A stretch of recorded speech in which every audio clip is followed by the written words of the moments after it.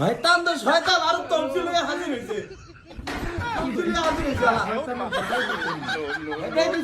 এক মাস থেকে শয়তান হেদায়েত হইব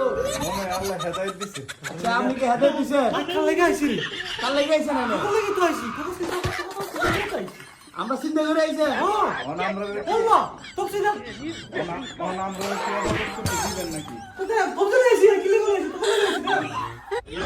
হেদায়েত দিছে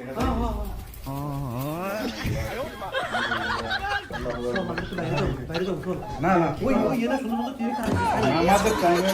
আরে বড় বড় দেব নামাজের টাইমে নামাজ হেদায়েত হয় নাই হয় নাই শয়তান শয়তান মনুষ্য মার হেদায়েত হইব একটা মাস কোরআন শিক্ষা দেয় না খুব মিস করছি আল্লাহ কি লাগা